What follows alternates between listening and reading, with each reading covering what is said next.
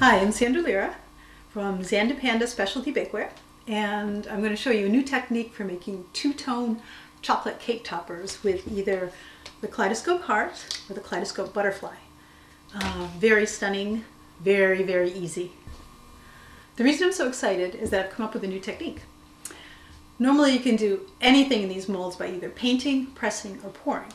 You would pour in cake batter, fudge, soap, or you would paint in chocolate or summer coating, or you would press in cookie dough, marzipan, fondant, edible clay, polymer clay, salt dough clay, play clay, any kind of clay.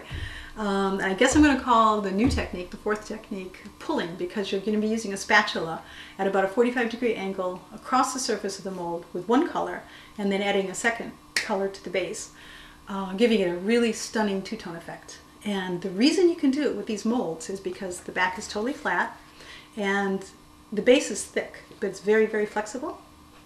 So when you're brushing in chocolate or pressing in cookie dough, there's absolutely no bounce back. And you'll see what I mean in a minute. So for this you'll need either a Kaleidoscope butterfly or Kaleidoscope heart mold. Candy making and dipping bar, I like Ghirardelli's. Gel food coloring, Wilton's is nice. And I like Le Creuset's little mini spatula. For the first layer, melt a small amount of chocolate in the microwave at half power for about a minute. Stir and then melt at half power for 30-second intervals, stirring in between until melted.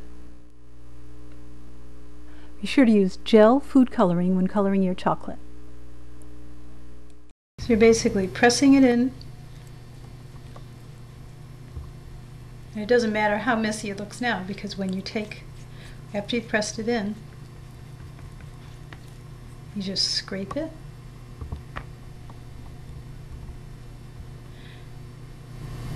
And it fills in only where you want it to.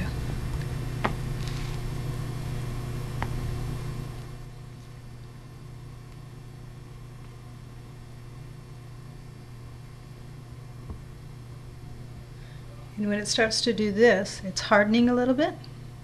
You can pop it into the microwave and remelt it until you get as much off as you want. And if you're not even careful about it, what happens is you get a marbled effect, which is actually really pretty. See, that's a little hard. You want to soften it up again.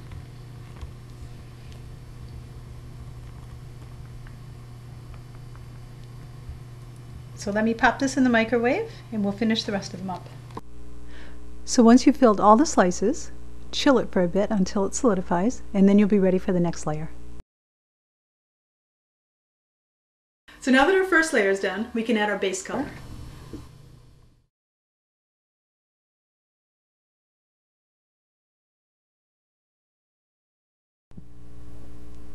Spread from the center outwards and spread just the top layer of the chocolate using very light pressure on the spatula.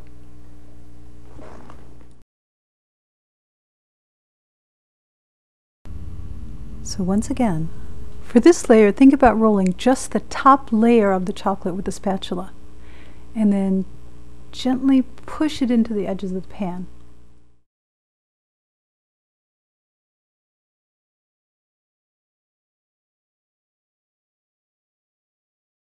Try not to make contact with the first layer with your spatula. Just sort of roll the surface.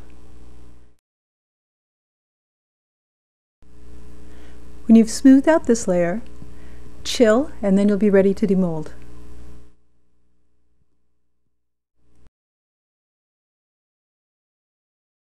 To demold, place a plate on top,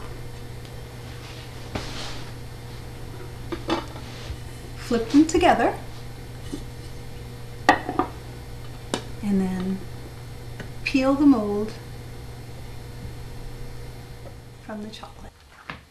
Now, if you wanted to make this a no-bake backwards cake, you would just fill in the sides and then layer it with whatever you want to layer it in, flip it over like that and peel it off. But I'm going to use this as a cake topper. So I iced a cake, popped it on top, and there you have it.